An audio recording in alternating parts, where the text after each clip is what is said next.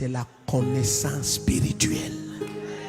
Attends, allons doucement, allons doucement, allons doucement. Donc, comme cet Abraham a la connaissance spirituelle, il comprend que ce que Dieu dit, ce n'est pas la cité qui est là. Dieu ne peut pas lui donner ça et il appelle ça une bénédiction. Pourquoi? Parce que voilà des mondains qui n'écoutent pas Dieu qui ont ça. Si c'est ça, je n'ai pas besoin de El Shaddai pour avoir ça. Il n'a pas besoin de me parler pour me donner les voitures. Non, mais quel serait son intérêt de me parler pour me donner une voiture? Quel serait son intérêt que tu aies des visions pour avoir un mari? Les mondains se marient tous les jours. Certains divorcent et se remarient. Tellement c'est facile et c'est un jeu. Donc, est-ce que sa voix va venir à toi? Mais regarde l'immaturité de l'église. Ce n'est qu'à ce niveau charnel que la voix de Dieu a été interprétée pendant des millénaires. Mais il y a une race. C'est ça les prophètes. Allons doucement. Donc, nous regardons Abraham d'un côté. Regardons quelque chose maintenant. Mettez Genèse 20, verset 17. Abraham va être révélé comme étant un prophète. Mais je peux te rassurer, si tu cherches les livres des prophéties d'Abraham, tu vas fouiller ta Bible toute ta vie. Mais c'est un prophète. C'est un quoi? C'est un prophète. Alors, je vais te prouver ce soir. Un prophète est un porteur, décodeur des mystères divins. Écris ça et n'oublie jamais.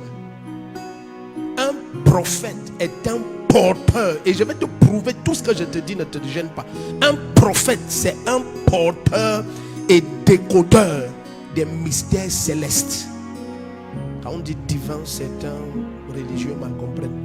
C'est un porteur et un décodeur des mystères célestes. Des mystères quoi? Célestes. Célestes. Dès que je dis ça, c'est facile maintenant de comprendre. Hey, katume hatika yatani nana soko bahata. Aïe aïe aïe.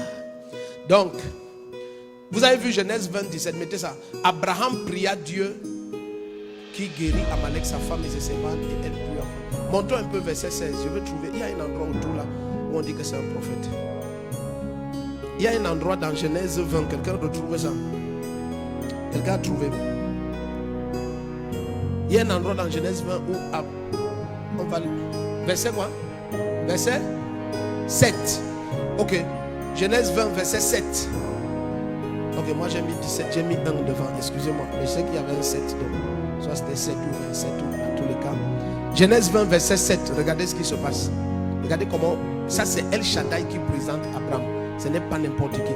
Et son nom n'est pas encore Abraham. Pour que tu comprennes que ce n'est pas parce que Dieu a changé son nom qu'il est devenu un prophète. Non. Son nom, c'est toujours Abraham. Bon.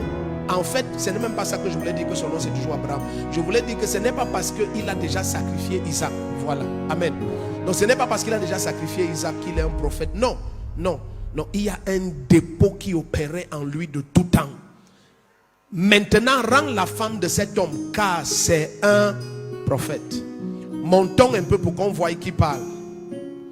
Montons au verset 6. Verset 6. Dieu lui répondit dans le rêve.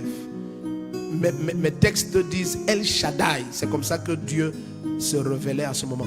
El Shaddai lui répondit dans le rêve. Je sais bien moi aussi que tu avais un cœur intègre quand tu as fait cela. Aussi t'ai-je moi-même empêché de pécher contre moi. C'est pourquoi je n'ai pas permis que tu la touches.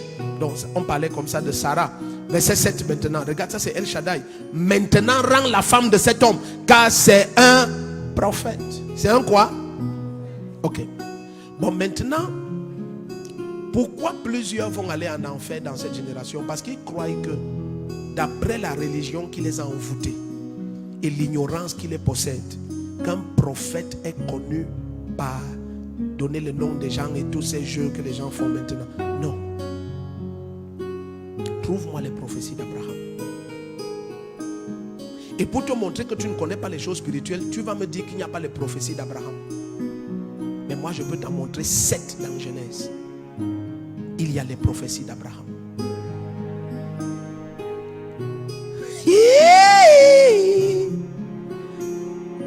problème aussi, c'est que tel que tu as défini prophétie, ce n'est pas l'esprit qui t'a enseigné ça. Les gens sont ici. Aïe, aïe, aïe, aïe. Tu vois, à un moment donné, par exemple, dans l'église, il y a un papa que j'honore pour l'éternité qui avait dit quelque chose, mais qui était la limite de sa compréhension. Il a dit, Jésus est le seul qui a l'esprit sans mesure. Et les gens ont facilement accepté ça parce que ça sonne comme si ça honore Jésus. Mais ce n'était pas vrai.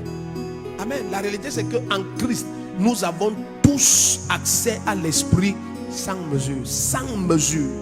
La totalité, c'est-à-dire la complétude de Dieu habitant en toi comme ça habitait en Jésus. Aucune, même pas une goutte de différence. Rien. Une amplitude de connaissance exactement comme Dieu. Jésus va jusqu'à dire, mes brebis me connaissent comme je les connais. C'est dans Jean 10, versets 34 et 35. Amen. Aucune différence de niveau d'accès de connaissance. Donc, imagine donc ta compréhension de prophétie. C'est lorsque quelqu'un vient te dire que ainsi parle l'Éternel. Non. Ça veut dire que ta connaissance spirituelle, elle est très limitée. Pour que tu comprennes ce que je suis en train de dire.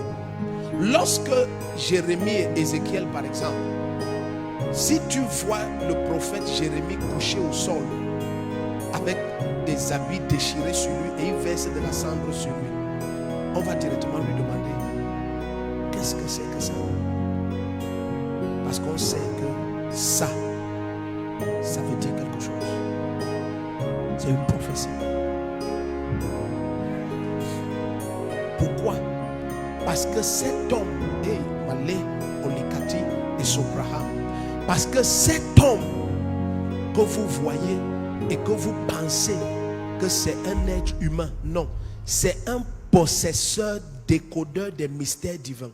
Ça veut dire quoi? Ça veut dire que si nous acceptons que c'est la voix de Dieu qui a engendré Israël, il faut que tu comprennes que tous les mystères d'Israël en termes de voix de Dieu habitent dans un homme.